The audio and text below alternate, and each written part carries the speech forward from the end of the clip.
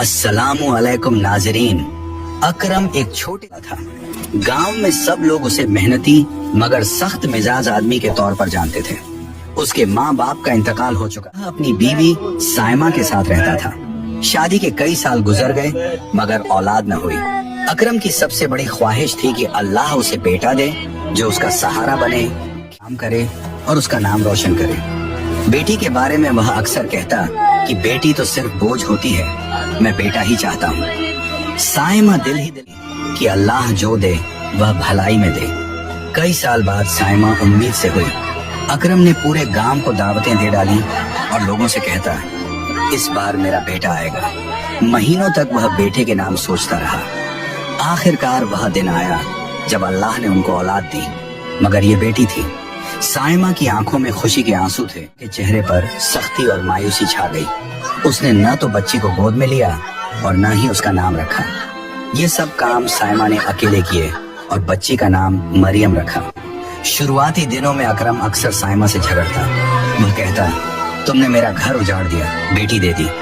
साइमा उसे समझाती कि यह अल्लाह की रहमत है, तुम नाशुक्री ना करो। मगर अकरम के कान पर जूं तक न रेंगती। बड़ी होने लगी।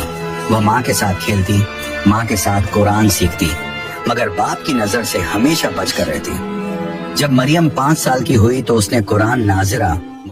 गांव की औरतें आकर साइमा से कहती तुम्हारी बेटी तो बहुत नेक और समझदार है, अल्लाह का इनाम है। मगर पर कान न धरता। कभी कभी वह घर में आकर मरियम को देखता भी नहीं था। वह हमेशा यही कहता अगर बेटा होता तो आज खेतों में मेरा हाथ बटाता। वक्त गुजरता गया। साइमा अक्सर बीमार रहने लगी। घर के सारे काम मरियम ने संभाल ली। वह सुबह सवेरे उठकर बाप के लिए नाश्ता बनाती, खेतों का सामान तैयार कर लाती, माँ की दवाइयाँ देती, स्कूल जाती और वापस आकर घर का हर काम करती। चाहती कि उसके बाप के दिल में उसके लिए मोहब्बत पैदा हो। कभी कभार वह बाप के कमरे में जाकर आहिस्ता से कहती अब्बा जी पानी लाऊं? मगर अकरम सिर्फ नहीं कहकर चुप हो जाए। एक दिन मरियम ने माँ से कहा अम्मा अब्बा मुझसे मोहब्बत क्यों नहीं करते? साइमा ने बेटी को गले लगाकर कहा बेटी तुम दुआ करो, एक दिन उनके दिल बदल जाएगा। मरियम ने यह सुनकर आंखें पोंछी और नमाज में बाप के लिए दुआ करने लगी। कुछ सारी बढ़ गई। वह ज्यादा वक्त बिस्तर पर रहने लगी। अब मरियम ने पूरा घर संभाल लिया। अकरम बुढ़ापे में दाखिल हो रहा था मगर फिर भी दिल में नरमी न आई। तो समझाते कि अल्लाह ने तुम्हें रहमत दी है, बेटी का मकाम बहुत बड़ा है।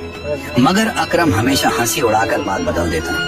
फिर एक दिन साइमा का इंतकाल। मरियम पर आसमान टूट पड़ा। वह दिन रात माँ के लिए रोती रही मगर उसने हिम्मत नहीं हारी।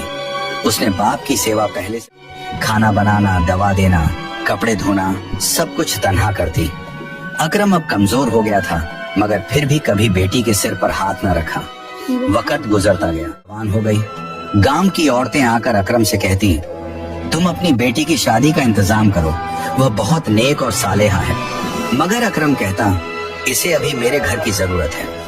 अकरम दिल ही दिल में जानता था कि अगर मरियम चली गई तो उसकी सेवा कौन करेगा। एक दिन अकरम सख्त बीमार हो गया। डॉक्टर ने कहा अब ज्यादा वक्त नहीं है। अकरम के दिल में अजीब सा ख्याल आने लगा। वह याद करने लगा कि किस तरह उसने बचपन से बेटी को नजरअंदाज किया, कभी प्यार कभी मोहब्बत का एक लफ्ज न कहा। बीमारी के आखिरी दिनों में मरियम रात रात जागकर उसके पानी देती, दवा देती, उसके माथे पर ठंडी पट्टियां रखती। अकरम उसे देखकर सोचता कि यही बच्ची जिसे मैं बोझ समझता था आज मेरा सहारा बनी हुई है। एक रात उसकी आंखों में आंसू थे। वह कमजोर आवाज में बोला बेटी मुझे माफ कर दो, मैंने तुम्हारा किया। मैंने तुम्हें कभी बेटी नहीं समझा, हमेशा बोझ समझा। मरियम ने आंसू पोंछकर कहा अब्बा बेटियां बोझ नहीं, अल्लाह की रहमत होती है, मैंने आपको अल्लाह के लिए माफ किया। अकरम ने थोड़ा सा सिर हिलाया और बोला तुम बेटे से बढ़कर निकली, उन्हें खुश रखे। यह कहकर अकरम की आंखें बंद हो गईं, रुखसत हो गया। मरियम ने बाप के लिए दुआ की और दिल ही दिल में कहा काश अब्बा मुझे बचपन में पहचान ले। कहानी से हमें सबका यह मिलता है कि बेटी अल्लाह की रहमत है, उसका हक है कि उसे इज्जत और मोहब्बत दी जाए। जो लोग बेटी को बोझ से अपनी जिंदगी में सिर्फ पछतावा पाते हैं। बेटी अगर माँ बाप की सेवा करे तो बेटे से बढ़कर होती है।